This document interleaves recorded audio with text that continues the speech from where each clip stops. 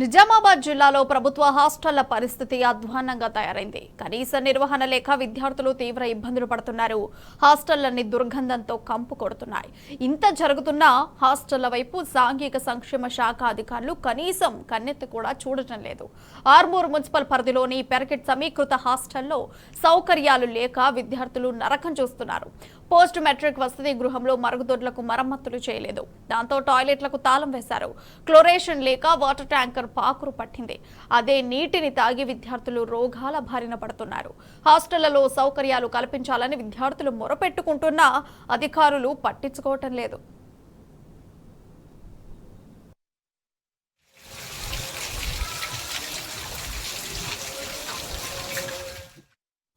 ఇక ఇదే అంశానికి సంబంధించి పూర్తి సమాచారం మా ప్రతినిధి రవీందర్ ఫోన్ లైన్ ద్వారా అందించడానికి సిద్ధంగా ఉన్నారు. రవీందర్, చెప్పండి, అప్డేట్స్ ఏంటి? నిజామాబాద్ జిల్లాలో ప్రభుత్వ సాంఘిక సంక్షేమ హాస్టళ్లతో పాటు అటు గురుకులాలు కూడా తీవ్ర ఇబ్బందులు ఎదుర్కొంటున్నారు. అక్కడ విద్యను అభ్యసించే విద్యార్థులు తీవ్ర అస్వస్థకు లోన్ కావడం జరుగుతుంది. పలుసార్లు సంబంధిత శాఖ అధికారులు, గురుకులకు సంబంధించిన అధికారులు, సంక్షేమ హాస్టల్ నిర్వాహకుల పైన అనేక సార్లు కలెక్టర్ కు స్వయాన విద్యార్థులే వచ్చి ప్రజావాణిలో ఫిర్యాదు చేసినా పట్టించుకున్న పాపన లేదు.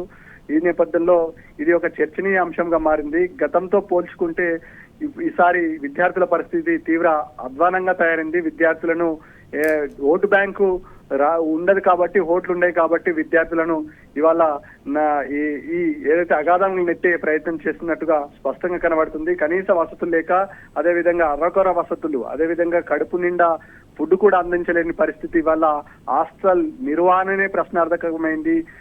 ఓన్లీ కేవలం ఏదైనా తాత్కాలికంగా మరమ్మతులు చేసి, అదేవిధంగా అరకొర వసతులతో ఇవాళ సాంఘిక సంక్షేమ హాస్టల్తో పాటు గురుకులాలు కూడా, అదేవిధంగా మిడ్ డే మీల్స్ కూడా అదే విధంగా కొనసాగిన సందర్భం స్పష్టంగా కనబడుతుంది. ఏదైతే హాస్టల్ నిర్వాహకులు సాంఘిక సంక్షేమ హాస్టళ్లతో పాటు అటు గిరిజన సాంఘిక హాస్టళ్లు, ఎస్సీ ఎస్టీ వెల్ఫేర్ హాస్టళ్ల పరిస్థితి కూడా ఎక్కడ చూసినా అదే పరిస్థితి కనబడుతుంది. దాదాపుగా నిజామాబాద్ జిల్లాలో, ఉమ్మడి నిజామాబాద్ జిల్లాలో 413 వివిధ రకాల హాస్టళ్లు ఉన్నాయి. 413 వివిధ రకాల హాస్టల్లో ఒక్కొక్క దగ్గర ఒక్కొక్క రకమైన సమస్య తిష్ట వేసింది. కనీసం ఆ సంబంధిత అధికారులు ఈ పాటికి స్కూళ్లు స్టార్ట్ అయినాయి, అదేవిధంగా హాస్టల్ స్టార్ట్ అయినాయి.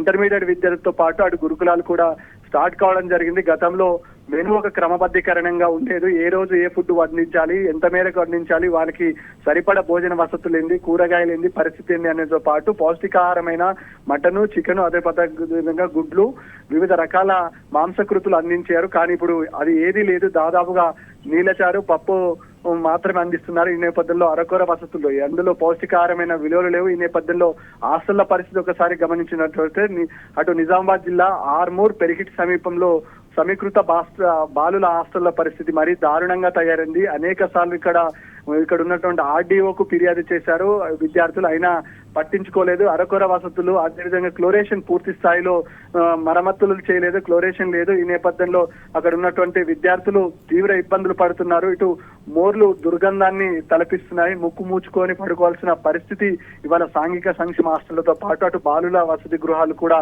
అట్లనే ఉన్నాయి. ఈ నేపథ్యంలో విద్యార్థుల జీవితాలతో ఈనాటి ప్రభుత్వాలు చెలగాట మాడుతున్నాయి. ఈ నేపథ్యంలో ఏదన్నా రోగాల బారిన పడి కామారెడ్డి హాస్పిటల్ తో పాటు అటు నిజామాబాద్ హాస్పిటల్లో విద్యార్థులు జాయిన్ అవుతున్నారు. ముందే వర్షాకాలం. ఈ నేపథ్యంలో సరైన సౌకర్యాలతో పాటు పరిసరాలు పరిశుభ్రంగా ఉంటే విద్యార్థులు విద్యను అభ్యసించడానికి ఆస్కారం ఉంటుంది. దోమలు కూడా విపరీతంగా ఉన్నాయని ముఖ్యంగా విద్యార్థులు వాపోతున్నారు. అక్కడ పై స్థాయి అధికారులు ఎవరు కూడా పట్టించుకోకపోవడంతో గత 10 సంవత్సరాలు కేసీఆర్ ముఖ్యమంత్రిగా ఉన్న సమయంలో ఇలాంటి పరిస్థితి ఎప్పుడు కూడా చూడలేదు.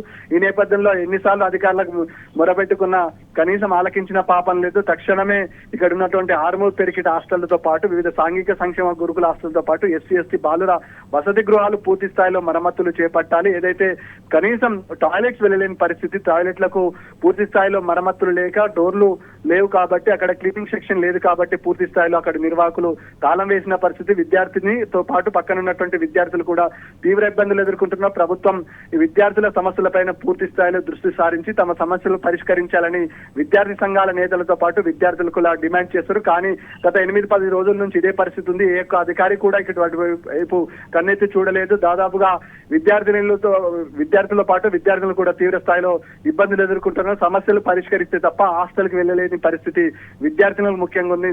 ప్రభుత్వం తక్షణమే జోక్యం చేసుకుని జిల్లా స్థాయి కలెక్టర్ తో పాటు విద్యాశాఖ అధికారులు అదేవిధంగా సాంఘిక సంక్షేమ హాస్టల్ నిర్వాహకులు ఎవరైతే నిర్వహిస్తారో సోషల్ వెల్ఫేర్ ఆఫీసర్స్ కూడా తక్షణమే జోక్యం చేసుకుని పెరిగిట్ సమస్యతో పాటు ఇతర నిజామాబాద్ జిల్లాలో ఉన్న సమస్యలపై పూర్తి స్థాయిలో దృష్టి సాధిస్తే తప్ప తమను విద్యను అభ్యసించే ఆస్కారం లేదని విద్యార్థులు బహిరంగంగా చెప్పిన సందర్భం చూపింది. ఈ నేపథ్యంలో పీడిఎస్ కూడా ఒకసారి అదేవిధంగా వివిధ ప్రజా సంఘాలు కూడా పూర్తి స్థాయిలో మద్దతు తెలపడం జరిగింది. ఈ నేపథ్యంలో అరకొర వసతులు కల్పించిన హాస్టల్లో చదువుకోవడం ఇబ్బందికరంగా ఉందని విద్యార్థులు వాపోతున్నారు. తక్షణమే తమ సమస్యలను పరిష్కరించాలని డిమాండ్ చేస్తున్నారు నిజామాబాద్ జిల్లా వ్యాప్తంగా. Right Ravinder, thank you for updates.